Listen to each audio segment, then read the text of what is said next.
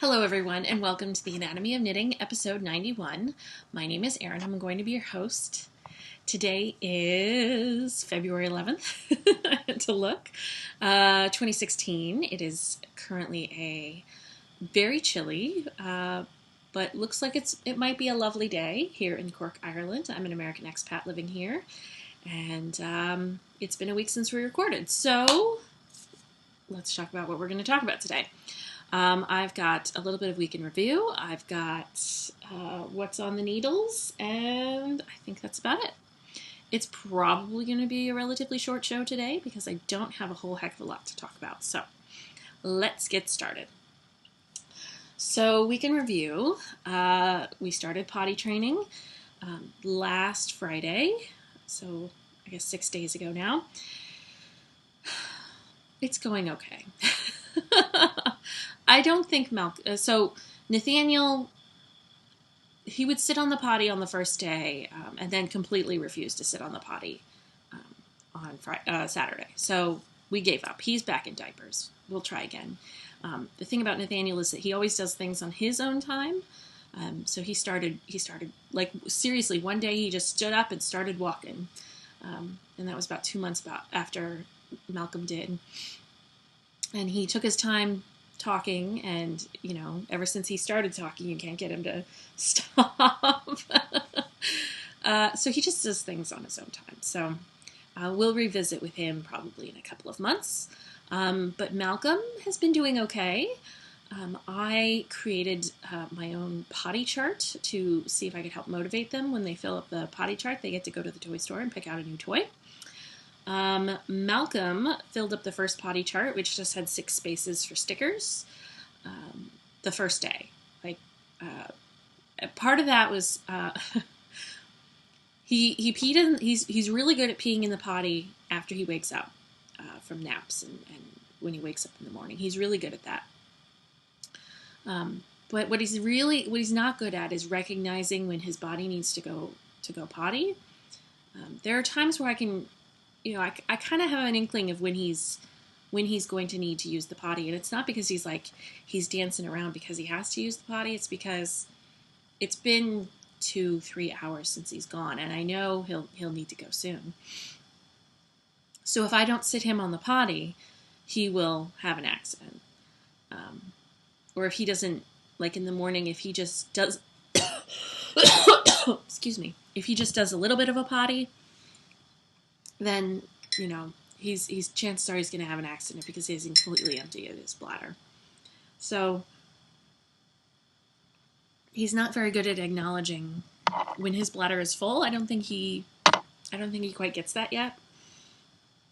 And so I think the potty training, it's a successful failure in that I think what I'm going to do is that we'll keep him in pull-ups just in case of those accidents. But I'll continue okay, it's been X amount of time, let's sit on the potty and see if we can go. Yesterday I managed to keep him in the same underpants from when he woke up and got dressed until Daddy let me have their dad let me have a night off. I've gotten into the habit of calling my husband not by his name but by Daddy, because otherwise the boys call my husband by his name. So if I accidentally refer to him as Daddy, that's why. So Bernie gave me the night off last night, and so he was in the same underpants until I left. Apparently he had an accident. I don't think Bernie took my advice when I said have him sit on the potty after dinner, because it'll have been a while. So he just let him, I guess, play and run around. So he had an accident last night. But it is what it is, and it's just repetition, and I think he'll eventually get it. Let's hope. I mean, he's not going to go to college in pull-ups. Well, let's hope he doesn't. Other than that, we've been staying by the house just because lots of pee, and when they're in pull-ups, like if they pee themselves, you don't really know. so it's hard to acknowledge that unless they tell you that they have to pee and then they pee. But with Malcolm, he hasn't been telling me that he has to pee. So, yeah. Anywho, so we've stuck by the house. Malcolm earned a couple of new toys, filling up a potty chart, and then he's filled up. So I created my own potty chart. The first potty chart had 6 spaces, and the day that we started that evening, he had a little bit of gastrointestinal distress, and I'm going to let you assume what that is.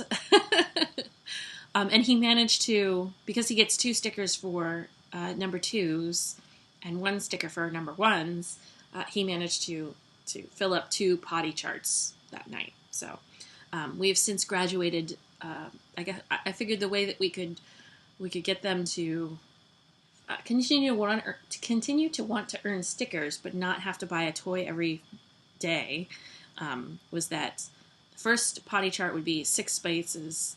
The second potty chart would be 12 spaces, and then go from there. So Malcolm's currently working on 12 space potty charts, which I think we'll be at for a little bit until he actually gets this. It takes him about 3 or 4 days to fill up a potty chart right now, so I'm okay with that. And I picked out 3 sets of stickers that he could choose from. So he's got Thomas stickers that he can choose from, and outer space stickers that he can choose from, and automobiles that he can choose from. And he seems to like that. The boys have really been into, and I think I've told you this before, the boys have really been into Chris Hadfield. He's a Canadian astronaut. I believe he's retired now. But he was the commander of the space station, and he's the astronaut. If you've seen the Space Oddity, I think it's Space Oddity, video from the International Space Station with the guy with the mustache, that's Chris Hadfield. I showed them that. It's all in an attempt to get the boys to willingly go to school. So I showed them that, and they have just become obsessed with Chris Hadfield. And he has this whole series of videos on YouTube of him doing all these different things in space. The favorite ones are when Chris shows how they go night-night, or how they sleep on the space station. There's an astronaut. There's where he makes a peanut butter and honey sandwich, which we thus have dubbed Astronaut Tortillas. And so Malcolm likes to ask for an astronaut tortilla for lunch. So I take one of those small tortillas and I spread peanut butter on half of it, and then I squirt a little honey on top of the peanut butter, and then I fold it in half, and voila, it's an astronaut tortilla. What else do they like? There's another one, their favorite right now, or at least Nathaniel's favorite right now, is chocolate pudding cake. That's what he calls the video. It's, I believe the video is Dessert in Space, is the actual title. And what he does is he shows what kind of desserts that they have available on the ISS. And it's this big long package of chocolate pudding cake, and then he has a sleeve, I'll say, or an envelope of coffee that he eats with it. And so those are their favorites. And so I think I'm going to try and find a recipe for chocolate pudding cake so we can make that, and then they can be like Chris. And my father has seen, because we take photographs on our phones pretty constantly. And one way that we keep in touch with family, especially my family, is we have a photo stream. So let me cover up. So there's different photo streams. So I've got mac and cheese is the one that we share with everybody, and then I have a sewing one that I share with just my mom. So it's got all sorts of photographs that we have, and it goes back to, gosh, I think the boys were let's see, I can figure out how far it goes back. This was taken in September, so they were 9 months old. So that's the first photo that we have on the photo stream. So cute. Anyway, so I've been posting all of these photos of like Malcolm enjoying the astronaut tortilla. What else have I been posting? Goodness. Sitting. Let's see. Yeah, I guess it's mainly been the astronaut tortilla, and they like to talk about Chris as well. Because I guess one day I just called him. I said, "Do you want to watch, Ground Control with Chris?" And they said yes. So now they call him Chris. And so my dad bought Malcolm especially has just attached to this space theme. And I told you that he says he wants to become an astronaut. He occasionally says it correctly now. So my father bought them some books. Malcolm really likes sticker books, and so there's a space sticker book, and then there's a space sticker and activity book, and then I guess Chris Hadfield came out with a photography book of photographs that he took from the International Space Station. And so that one's been like, they have to take it upstairs when it's time for bedtime, and then they have to bring it back downstairs, and then they have to take it back upstairs. So it's been the favorite book lately. So, which I think is funny because it's like pictures of like the terrain of Earth, and it's not really, I as an adult can read the words and can understand, what these weird pictures are, but the boys, they haven't quite fathomed it, and they'll hand it to me and they'll say, read it to me, Mom, and I'll start reading, and it's it's these complicated words, and these terms from like terrain terms and stuff like that, and they're interested for about 2 minutes, and then they decide that they want to go read something else. But we'll continue that because that's the way that they become. If you read them complicated things, then their brains will get wired to enjoy complicated things. At least I hope.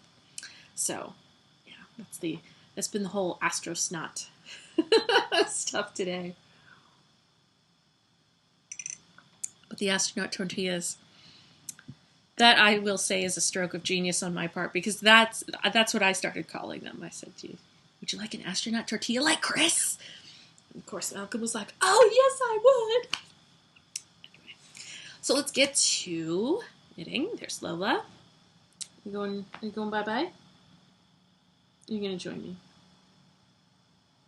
She says, "I'm going to mac on your heat." Okay. So, the first thing I have to show you is not all that much. I have the sock. This is Knitted Wit. This is her bling base, which is merino, nylon, and stellina, and it is the 12th man colorway. This is a reference to the Seattle Seahawks. The last time I showed this to you, I was a couple of rows away from the gusset, finished from the gusset, and I think I am a couple of rows past that. I think I've maybe put 6 rows on this since I last spoke to you. But you can kind of see the stellina there now that it is a nice day, and I have fantastic natural light. Fantastic. Love that. So there's that. And this is the ball. You can probably, you can see the stellina a little better in the ball. So these are just chugging along, and these kind of live in the playroom. So when the boys are have the occasional periods where they are playing by themselves, which is nice, and that lasts for 15-20 minutes, I do a couple of rows on that. So not much to show you there. What I am going to show you next apparently has been tangled up in some needles. I will talk to you about these later. This is that nice Shibui yarn. It's that nice purple. Let me find the skein that I have yet to unskein. This is Shibui Dune, which is 50% baby alpaca, 25% camel, and 25% silk. It is like butter. It is beautiful and just feels amazing. I have had, oh, this is such an accurate color representation right there. Perfect. I have had a dickens of a time trying to figure out what to make this. You may remember that the last time you saw this, it was going to be an eccentric cowl.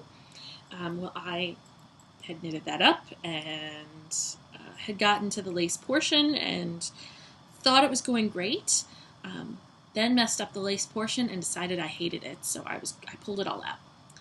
And then I decided, well, I'm having such a hard time figuring out what to make this. Why don't I just cast on 150 stitches and just make a stockinette stitch cowl? And I went down a needle size. I think I went down from 6s to 4s. I used these are the new signature convertible ones, which look just like the other ones, the standard ones, but so I'd gone down to that, and I had gotten through, I think, about half the ball and noticed that it wasn't really making a whole lot of fabric, so then decided to rip that out. So then I got on Ravelry again, and you know the tag, I can't remember if it's the tag or Ravelry that says it's a DK weight. Let's look.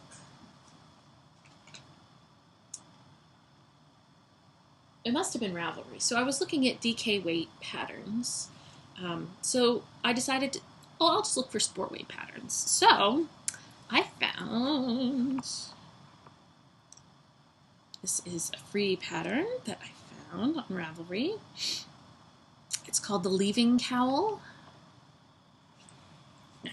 This is what it looks like. So you can see that it has beautiful leaves, and the designer of this is Maria Olson.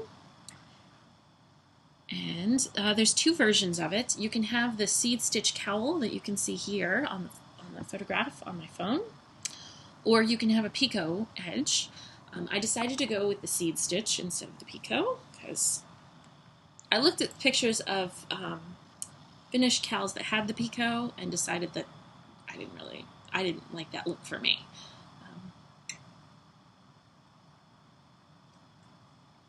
I think I was a little more seed stitch inclined, I shall say. But I hate knitting seed stitch. I like the look, but I hate knitting it. So it is a bunch of rows of seed stitch, and I have finished all of those rows of seed stitch. This definitely will be big enough for my neck. It is, I think it's probably big enough to even be. Oh, it's bigger. Yeah, as a hat.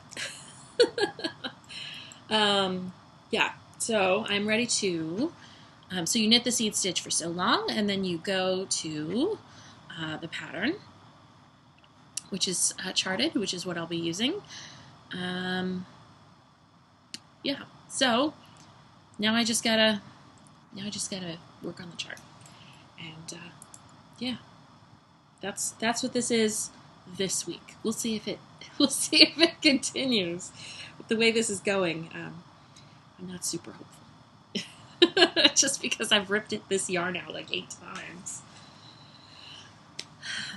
Speaking of ripping, I have had a bag in our bedroom that had the bits of a sweater. Actually, it was the majority of a sweater, I shall say. It was the entire body and a completed sleeve. It was all knit in one piece, so the entire body, a sleeve, and then it had over half of the second sleeve. You know, what it was the Effortless Cardigan. This is by Hannah Fettig, and I was knitting it out of Madeline Tosh Vintage in the Brothers Grimm colorway, and this is like a green overdyed with black skein of yarn, or I guess more accurately 9 skeins of yarn. That's how many I had. I tried it on, and I thought, it's been sitting there in the room. I haven't been doing anything with it. I've been looking at it thinking, oh, I should pick this up, finish it. It's so close to being done. But I was concerned I was going to run out of yarn because it's the Effortless cardigans get the one with the two big fronts that can either hang down or you can put over themselves like that. And so I was concerned that the bulk of the fabric, all that fabric, would not be very flattering. So I tried it on, and I looked at it, and I thought, I haven't been knitting on this, and just not loving the way it looks. So I ripped it out yesterday. Hence the empty needles. I thought it might be painful to rip out nearly a completed sweater, but it wasn't all that painful, and the yarn is lovely. It's that merino multi-strand ply yarn, and it's just that, it's thick, fat, and juicy. It feels juicy and just lovely.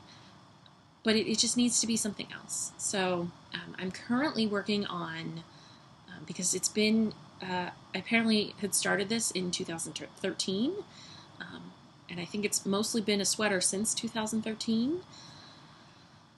So the yarn is very kinky, and a few skeins at a time. I am just submerging it in the water and wringing it, not wringing it out, but squeezing it out, and then hanging it up to dry so I can get the kinks all out of the yarn, and I can attempt to reknit something else. So yeah, that's what I'm in the process of doing now. There's so much extra dye coming out of that yarn. So anybody who uses that yarn, be careful, because I put 3 skeins in somewhat moderately warm water, not hot, but a little bit warmer than room temperature, and it's without the yarn with me, it's kind of hard to say. The color of the water was nearly the color of the yarn, and I told you it's like a dark green over dyed with black, so it's pretty dark. So I should have that all done in time to show you next week, all the lovely skeins I'll have. And I think that's it. I haven't worked on the Doctor Who scarf because I don't have any yarn. And yeah, I think that's it. I told you it was going to probably be a short show. Thank you for watching. Again, remember, I am a Craftsy affiliate. If you are interested in purchasing a Craftsy class, they have sales all the time. If you could do me a favor and go to theanatomyofknitting.com and look on that side, there should be a banner that focuses on the knitting classes that Craftsy offers. Click on that and make your purchase. It's an easy way to support the podcast that doesn't cost you any extra money. Craftsy, once you click on there and let them know that you came via my site, they give me just a little bit of money to help support the podcast. And thanks to you all who have used the link, I was able to pay for a couple of months of podcast hosting, and I'm very appreciative of that. So if you could take the time to do that, if you're going to buy a Craftsy class, I would really appreciate it. I think that's about it. Yeah. So, barring we get that letter from the government saying that we can stay here, the extra 2 years, I think, is what it would be, the thing that we're waiting on. Barring that arriving between now and next week, I should be recording next week. So I shall see you then. Have a good week, and I'll talk to you later. Bye.